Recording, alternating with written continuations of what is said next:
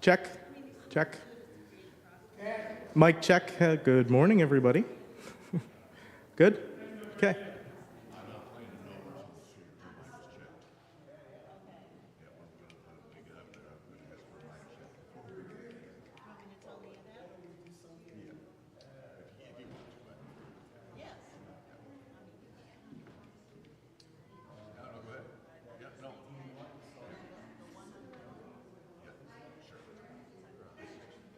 Worth a couple extra seconds. Yeah, go ahead.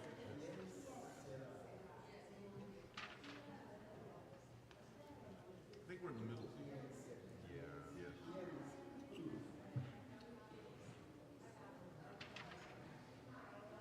It's an order, actually. When Lee asked me to write a tune for her, I tried to write a Broadway tune. This pop song just insisted on it. I think it's perfect. I thank you. My health teacher, I went to NEC up in Boston. Oh yeah, sure. Yep. He was a real go with the flow guy. You know, if your nose is pointing you in a particular direction, you know, resisting that is probably not going to be your best move. Yeah. So I just let the pop song come out. Tom McKinley's voice bouncing around in my head. Yeah, it's best to just like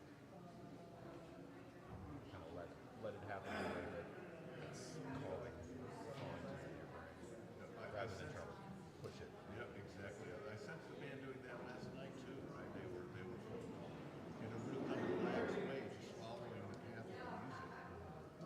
She does a lot of things right off the cuff, you know, and so she has to look around at her band, and you know, and they're trying to stay coordinated while making it up. Yeah. I love that. Me too. They play together enough that just a glance says a lot of things. And when you have that trust with your band, then it's just like the sky's the limit. And you know each other.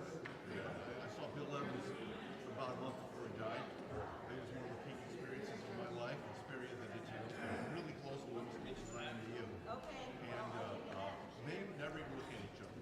Mark Johnson, and Kent Barber, and they just knew his soul. You know, they never looked up at each other. They all sucked up into the music. What a night. When you build that kind of trust over time, it's like the communication is so subtle. It's like it's almost just not anything you can sense or see. It's just like, and then the music reflects that. It's so good. The Barber played great as a tree. She's mentioning the other guy, Elliot. Zingman? Yeah, because that's who was working with his career. I briefly studied with Steve Spina. Yeah. And he was telling me that he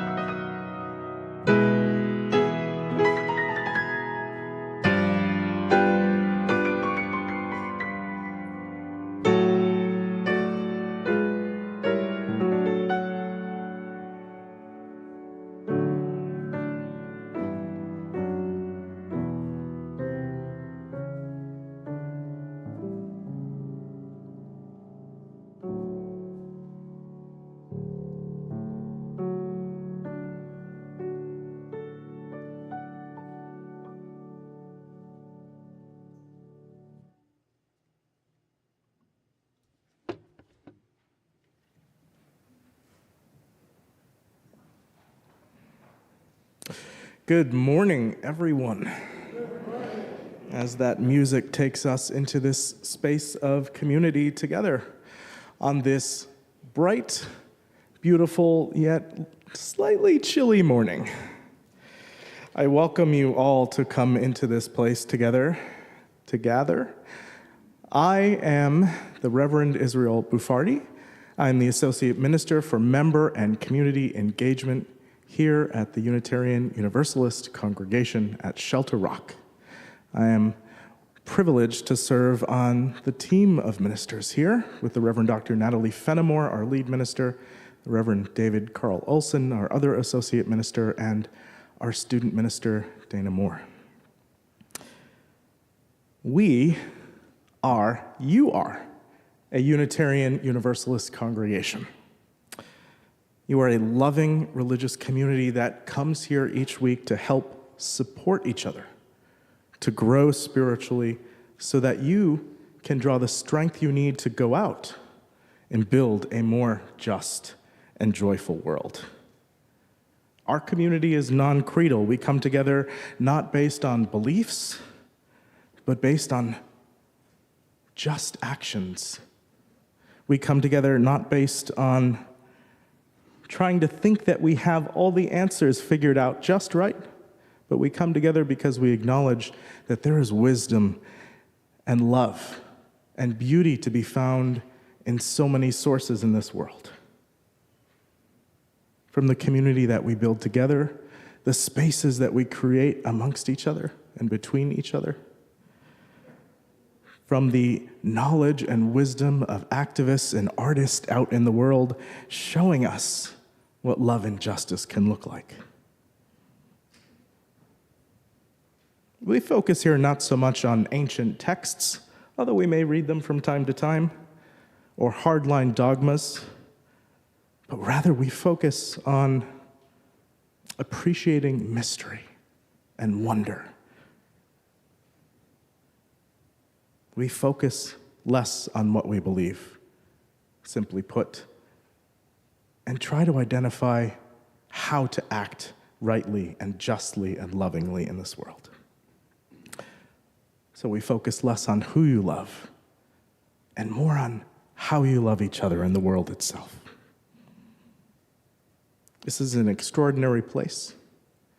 It is not your grandma's congregation, even if you are a grandma, or if it was your grandma's congregation. We do something different here in Unitarian Universalism. I hope you find your place here. And I hope you'll let me know if you'd like some help finding your place here. That's why I'm here.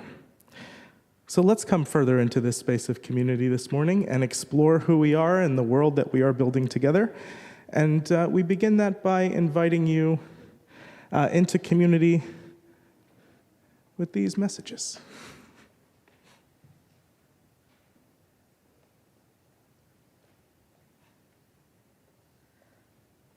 Good morning.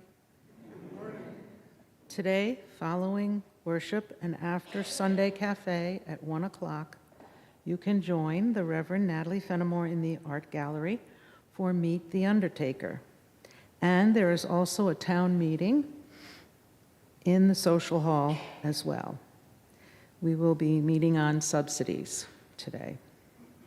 And in the upcoming week here at Shelter Rock, Friday the 23rd is Fourth Friday, beginning at 6 o'clock, where you can join the Social Justice Committee for dinner and for a presentation and discussion of the film, The Space Race.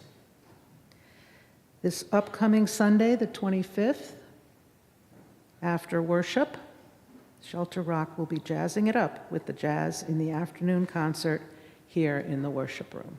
We hope you'll be able to join us. Thank you.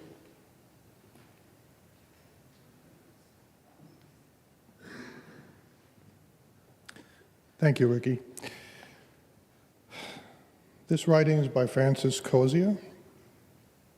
We light this chalice today as a people dedicated to personal growth. May it burn away the oppressions we have been taught and glow instead with the humility of learning. May it reignite our dreams for a better world and kindle our joy for simple living. May its warmth extend out into the forgotten alleyways of exclusion and bring us home to love, to welcoming, and to all the challenges, the questions, and the blessings of this beautiful path to becoming a beloved community.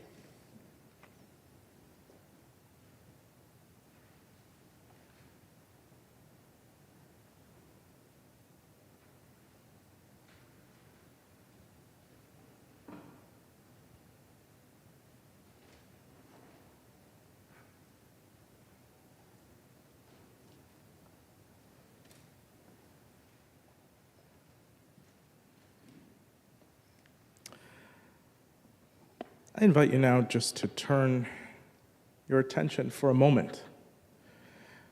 Now is the time when we enter into what we call the spirit of worship, or simply put, a time to turn your attention, our attention, to what matters. And we do this, we turn our attention with our senses, with these bodies that we inhabit, with our ears and our eyes and our skin and our hearts and our minds too. So I invite you now just to take a moment to know that you are here in this room with each other, to turn your attention to what is important in this world. You are here in this room to wake up. Have you had your coffee yet? Let your senses come alive. Let your senses and your heart come alive and know that you are here on this beautiful gift of a day unlike any other, a day that gives you gifts to learn and to grow and to see each other So let us pay attention to the beauty that the earth is calling us towards, reminding us of the deep power of being in all. Let us pay attention and notice with our conscience, with justice our guide, as it shows us how to build a more just and loving world. And let us recognize that we don't have it all figured out, that sometimes our ideals fall short of reality. And so let our mistakes remind us. As a show my daughter was watching yesterday, they sang this song that repeated over and over again, "You are not your mistakes. You are not your mistakes." So let us remind each other that we are not our mistakes, that we are the creativity that we meet our mistakes with to move further into our vision. So let us join together now in singing with one of our other senses, to creatively show each other our visions for the world. Will you please rise in body or in spirit and sing number 298, "Wake Now My Senses."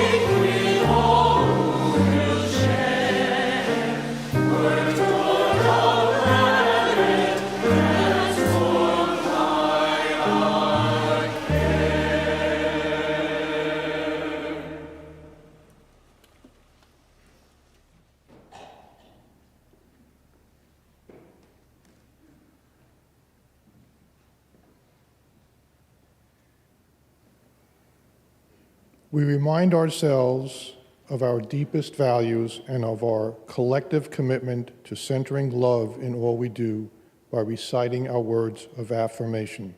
Please rise in body or in spirit. Love is the doctrine of this congregation. The quest for truth is its sacrament, and service is its prayer.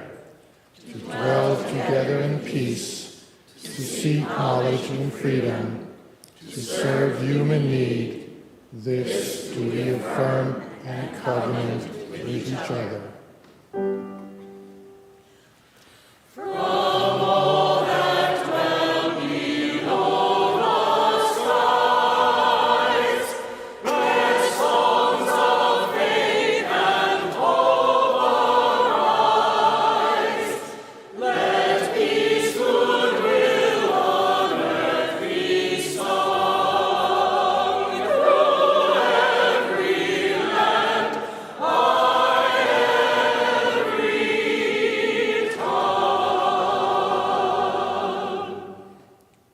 Please be seated.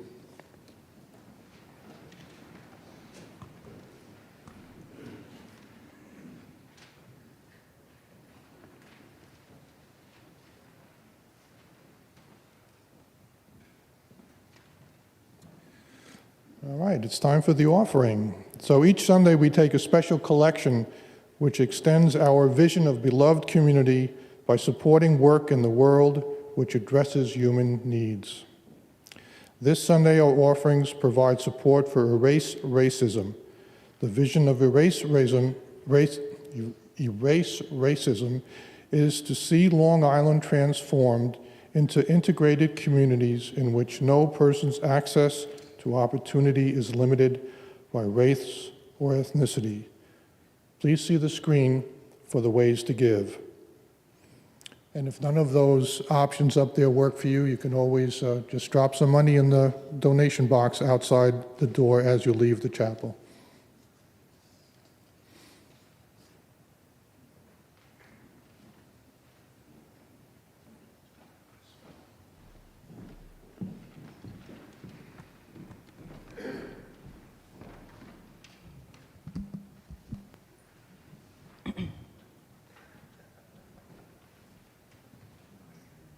Check, check.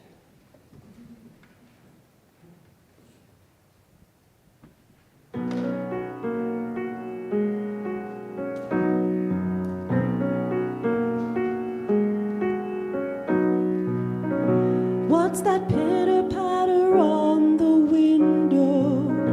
Is it just the wind?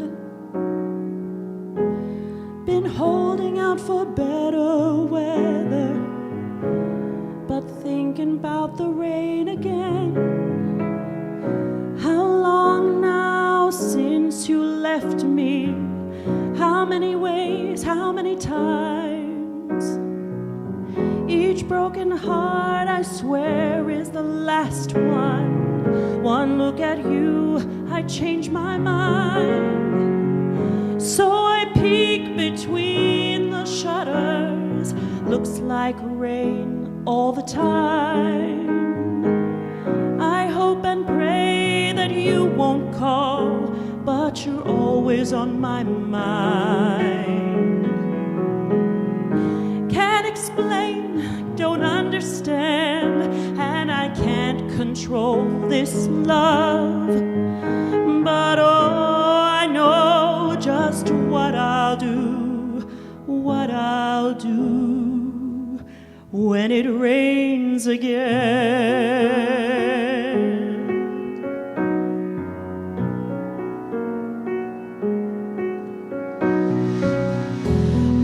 What makes love think it's okay to steal my life?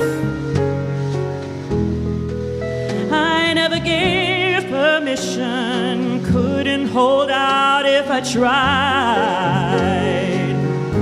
The phone rings, the sky opens up, Lord have mercy, how it pours. Time and again it blows right in. I know I'm coming back for more.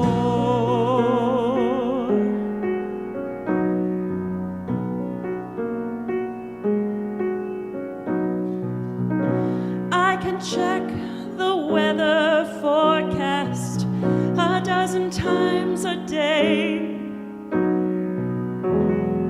Yes, I know I should be stronger. I just can't find a way. Can't explain, don't understand, and I can't control this love. But oh, I know just what I'll do, what I'll do when it rains again.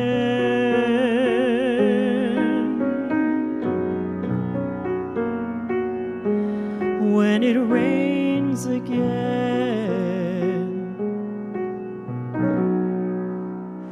What's that pitter-patter on the window?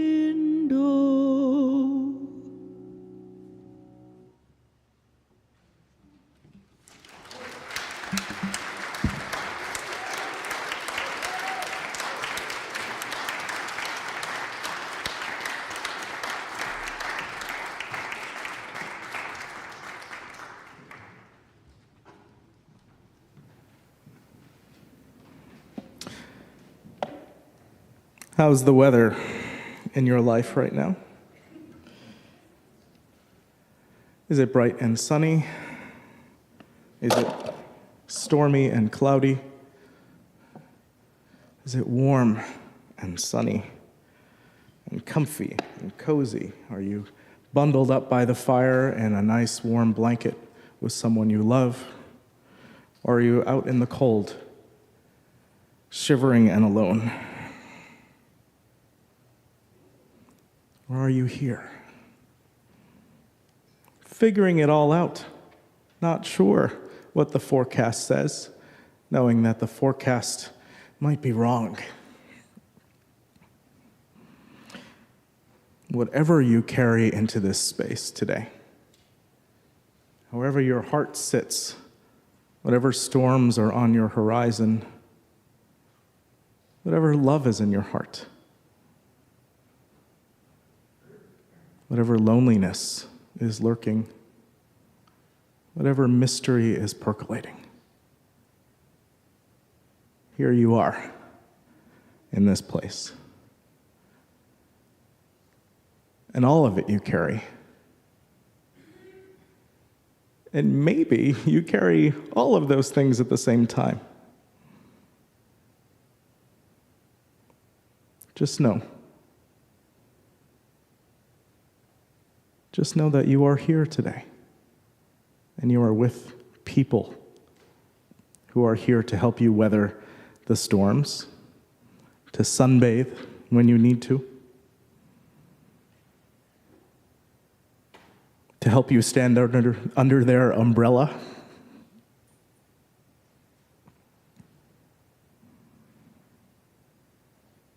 And so for all we carry on this day, and all that is out there too,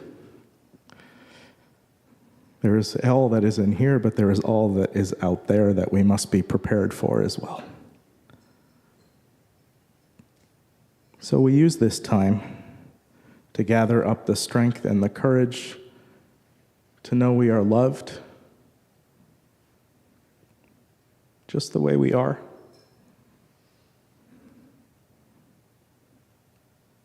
To know that we can do better too.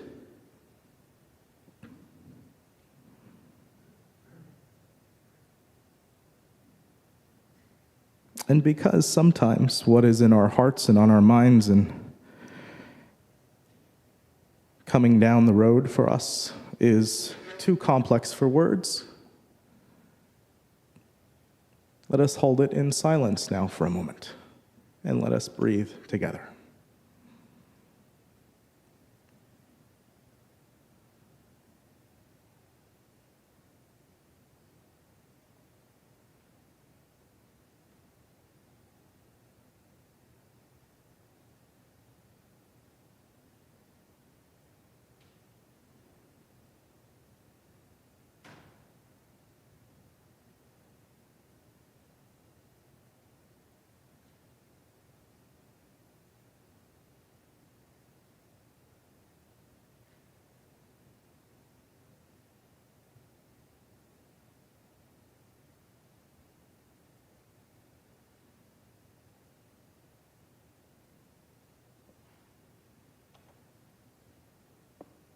May this time together remind us that we are not alone.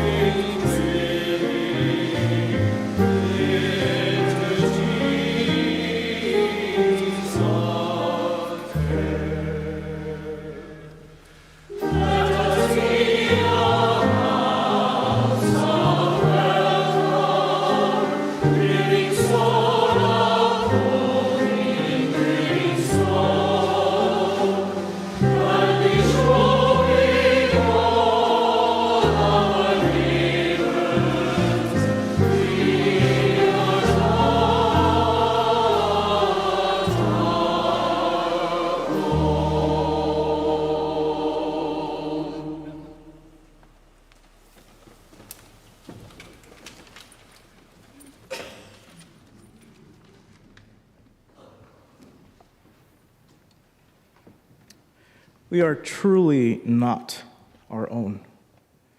Each one of us bound inexplicably to each other. Bound to the entire world, indeed. Connected deeply by an interconnected web.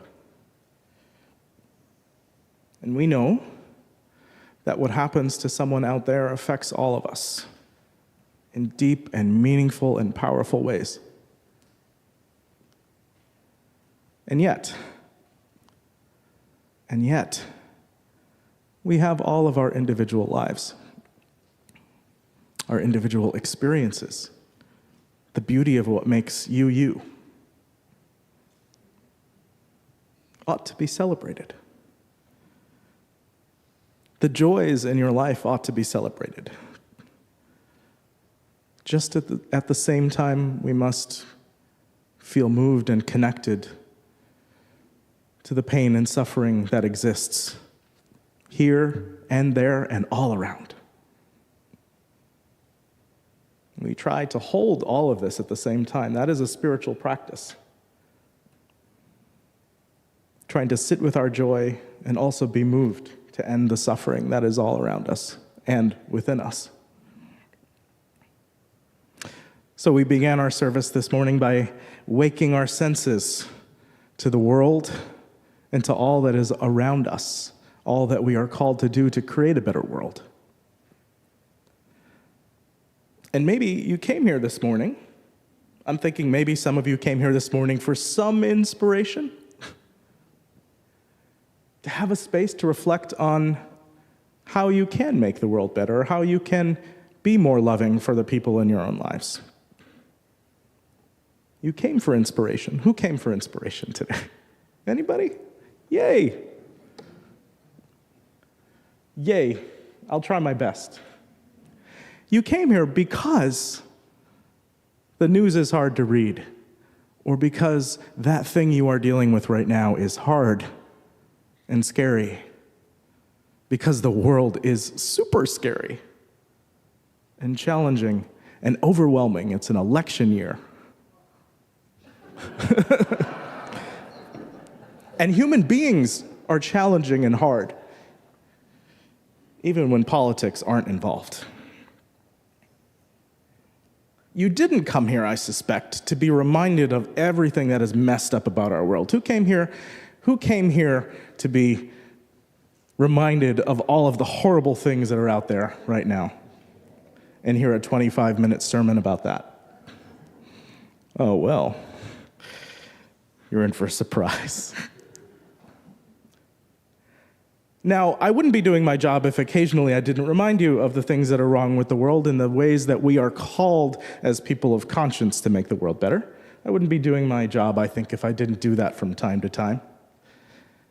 But I think it's my job to do a little bit more than that.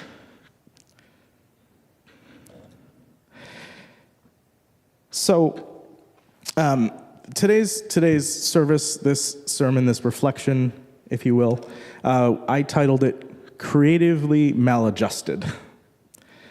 Now, like I said, the world is a challenging place. And we can't just move about the world every day, all the time, feeling awful about all of the injustices and inequities that exist all around us. But we still have to notice them. And so it's really easy to just detach and just try to not pay attention and just go about doing the things you need to do because you need to get up and take the trash out and all that stuff. You can't just sit wallowing all day.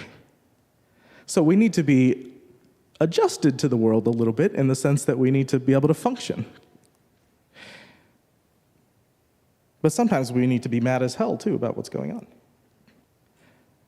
And let that anger, that feeling move us towards love.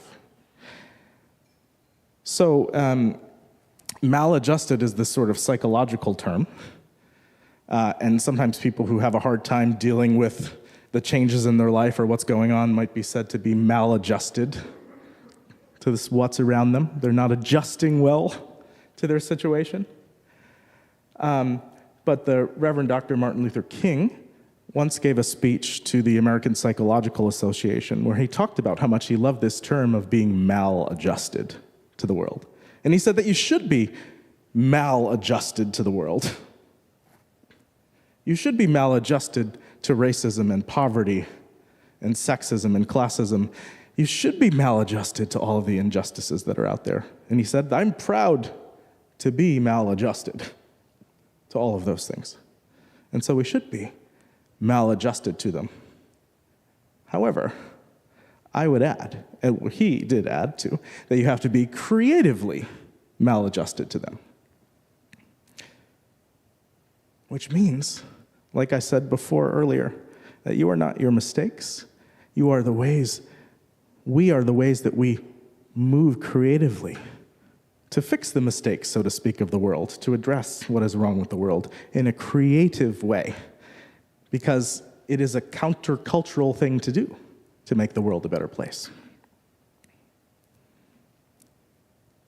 That we need to be bold and visionary and dreamers to be creative.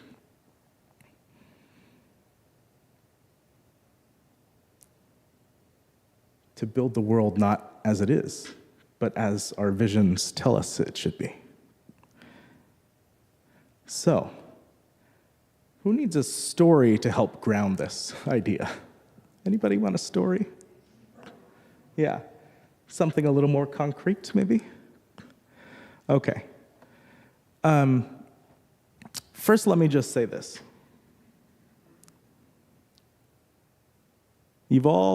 Most of you, many of you, I'm guessing, have heard this phrase of beloved community before. That also has its origins from the Reverend Dr. Martin Luther King, but also further back origins than that. This love that can transform opponents into friends. I don't know if you've heard it put that way before. It is the love that can transform opponents into friends. It can help us transcend differences, not in a way that we ignore them, but we can transcend them in a way that we can connect even despite our opposing viewpoints of the world. So I want you to just keep that in mind, okay, as you hear this story. So, beloved community. Easy? Maybe you can think of some examples where you have witnessed that. People being able to somehow transcend what divides them and connect deeply and meaningful and powerfully and creatively. How many of you have experienced it in a prison before? Yeah, right on. Well, you want to? The sermon's all yours. So I never expected to be able to experience that or to find that or to see that taking place in a prison, but that is where this story takes place. A prison for young people.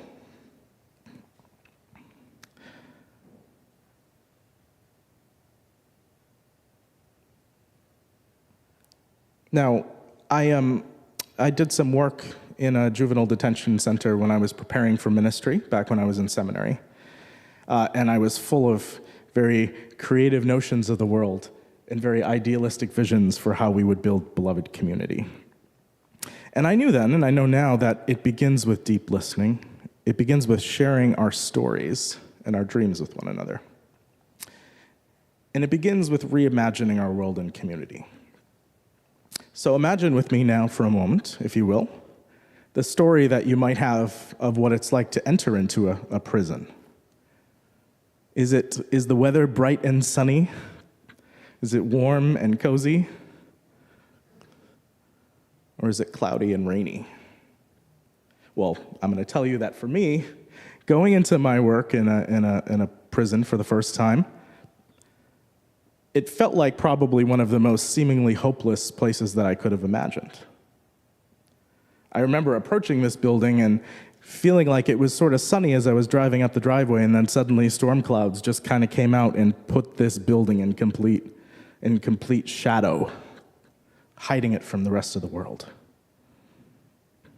That the sun retreated from the sky. And inside in the lobby, everything was painted that same drab shade of gray. Institutional grayish, I call it. Even the light bulbs in that room, in the waiting room, in the lobby, if you could call it that, were in cages. Even the light bulbs.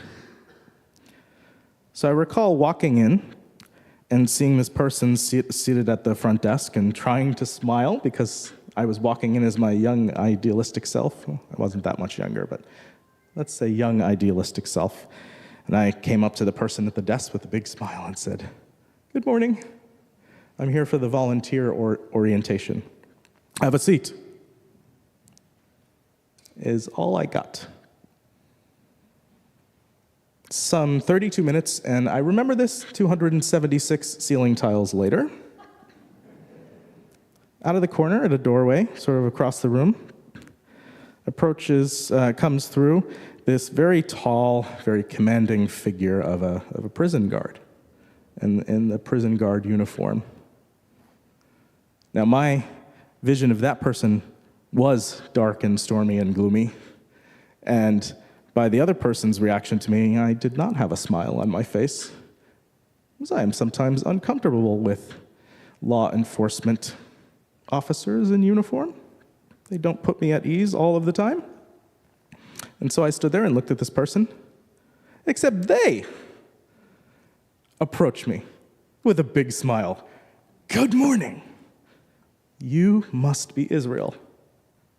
I am so glad you are here, and I'm so happy to meet you."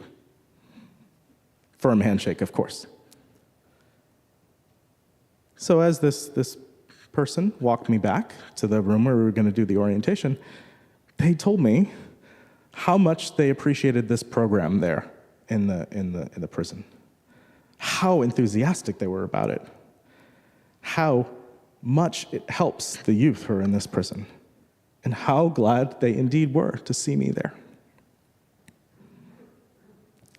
Now, I had a particular vision, a particular story in my mind of what I was going to expect walking in, and it was turned upside just a little bit by that interaction.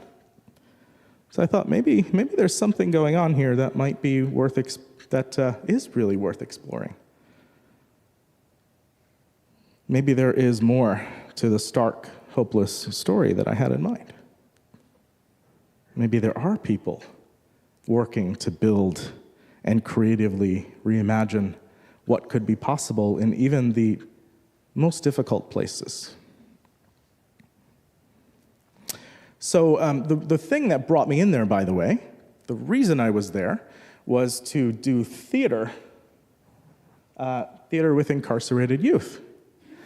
And it was this, the model is called Theater of the Oppressed, which sounds maybe not so hopeful, but it's a creative way of reimagining people's stories. And so I was there to do this with a group of incarcerated youth, which is, and it doesn't start by people just talking about how awful their lives were and how awful, how painful their memories are or anything. It's not about traumatizing people or re-traumatizing people. It's about getting people to think about the world in new ways. And so the way that this begins is silly theater games, getting people to kind of get outside of their heads actually for a moment and into their bodies and connect and experience things in a new way. So this prison guard person that I told you about in the beginning was there, stationed in the room where we were doing these workshops with these kids, and I didn't start with me. He had been there for a while. And so keep that in mind. He had experienced this process. Now,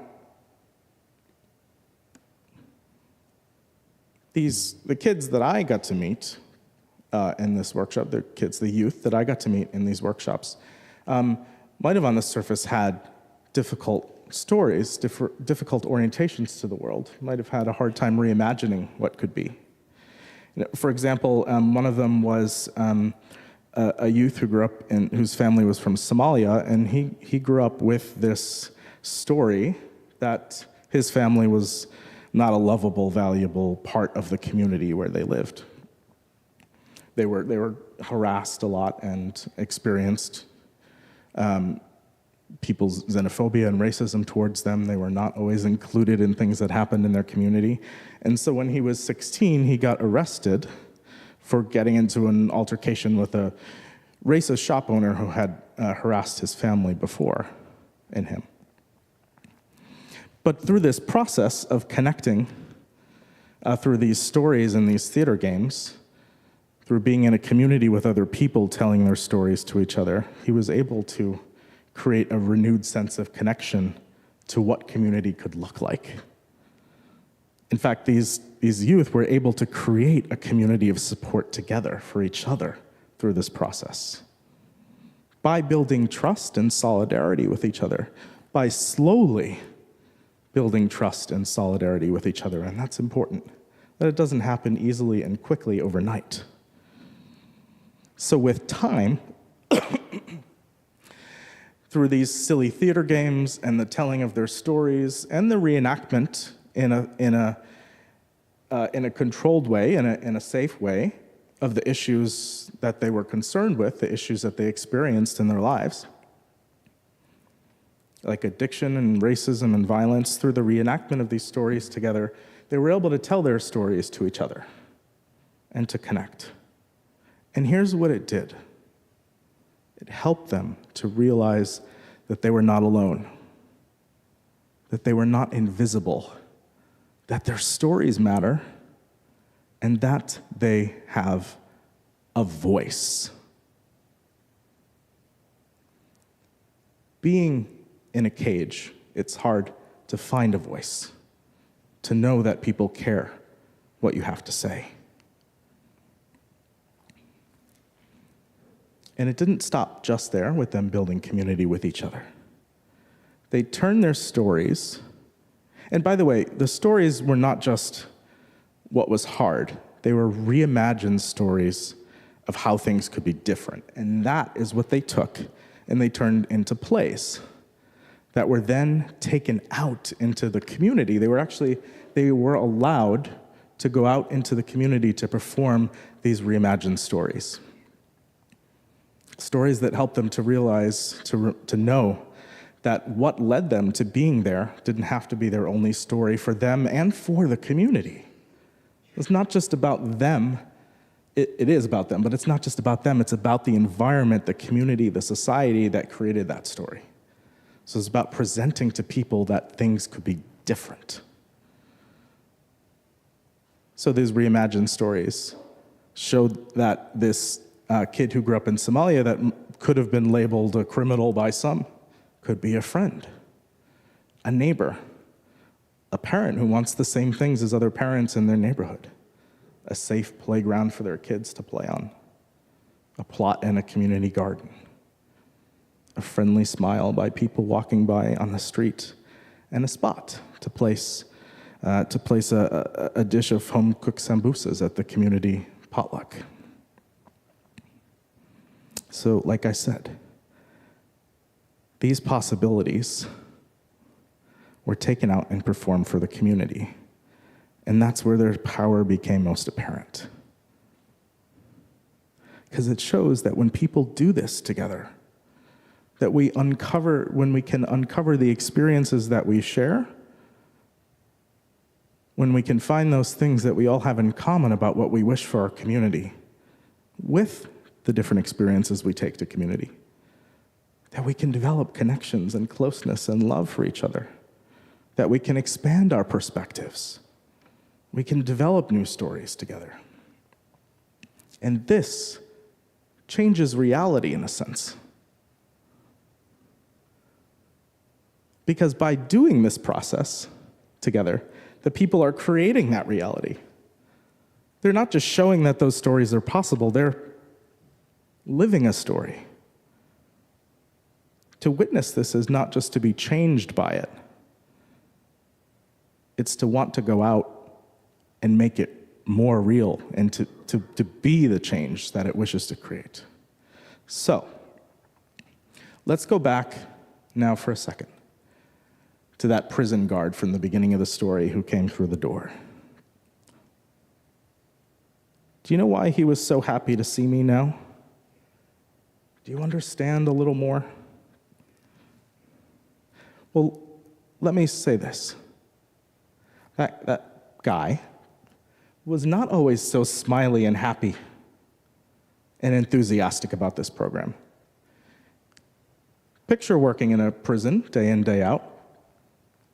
It's not an easy environment to work in, to live in, to be in, whether you're incarcerated or working there.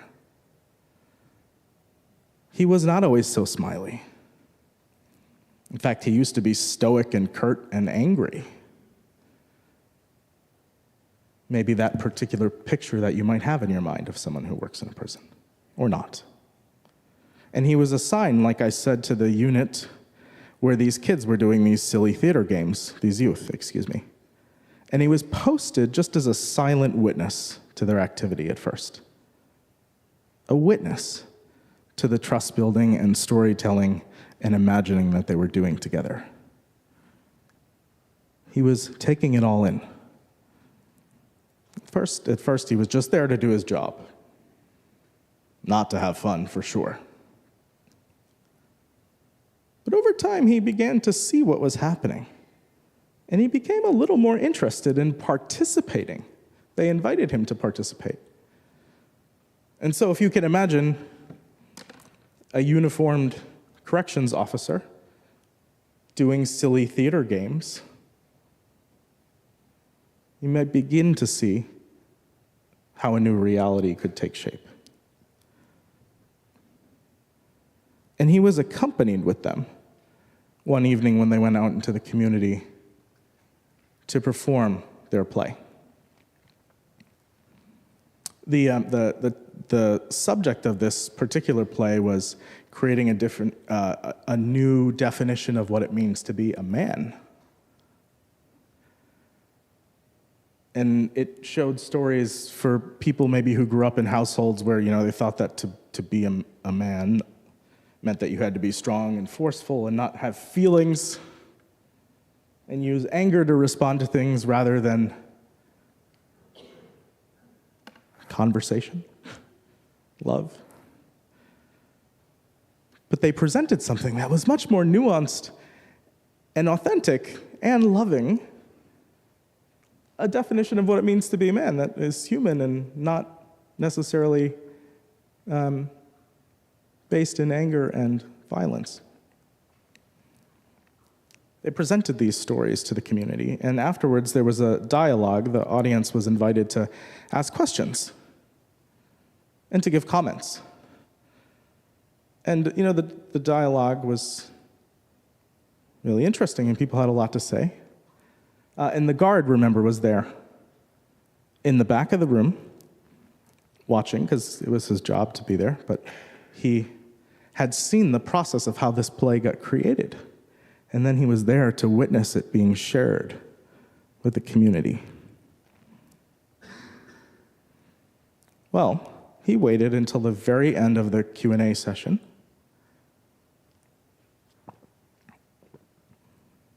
And he finally rose his hand.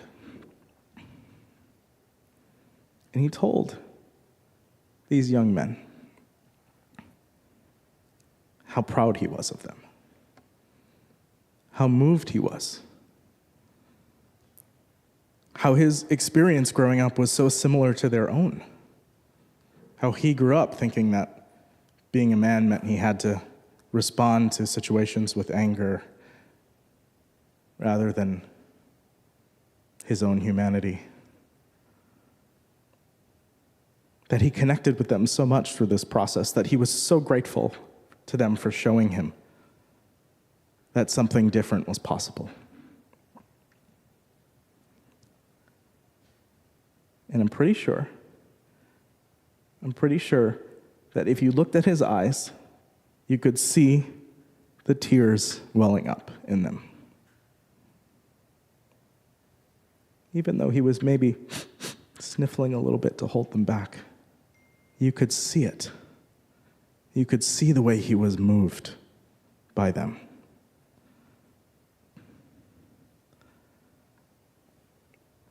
So I ask,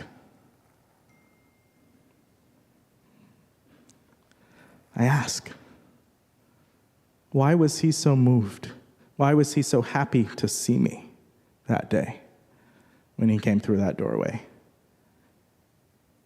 And by the way, he was a great supporter of this program. He was moved because he understood and understands the power behind trust building, building relationships. He understands the power of sharing stories in community, understands what it means to creatively reimagine the world and know that it won't happen overnight, that it might be hard, that it might require you to be a little bit silly once and again, now and again, to come outside of your comfort zone, to do something that isn't expected of you, to relinquish your power a little bit in the moment, to share it, to spend it. He understands what it means to draw a circle wider and wider. Paulo Freire, who is the Brazilian activist and educator who developed this style of storytelling, this theater method called Theater of the Oppressed, said this about what it means for human beings to liberate themselves from oppression, from all that hard stuff. To people, nobody liberates nobody. Nope, as in no one liberates someone else. Nobody saves someone else, in truth. Human beings liberate themselves in communion.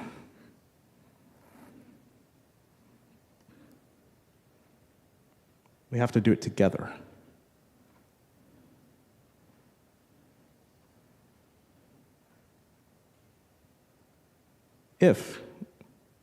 When we can share and listen deeply, we can be patient. If we can share and listen and create the world together by building a new collective story, if we realize that we each have the responsibility to listen deeply, to speak from our hearts, to let our barriers come down when we're ready, when it's safe for us, to do the hard work that it takes to get to that place. And I think we are moving towards something new.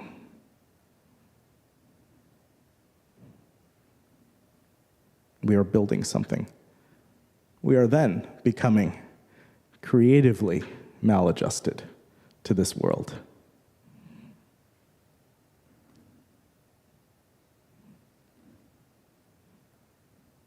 I think that's how we will build this thing together. I'm going to leave it there for now.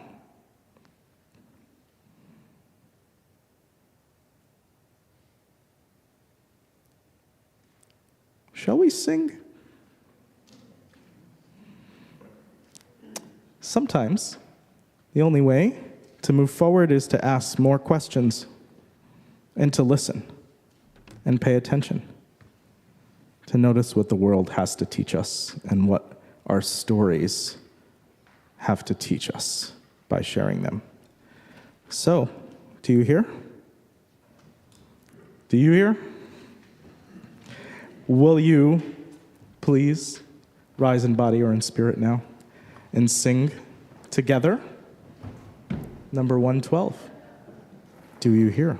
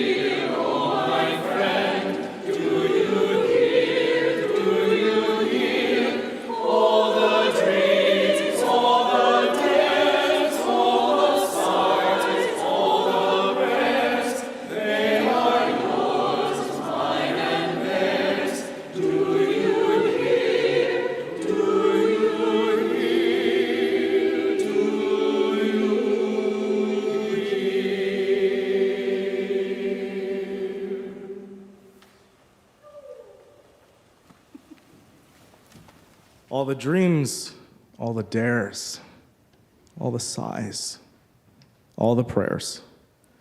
They are yours, mine, and theirs. Go out and hear it. Go in peace, and you may be seated.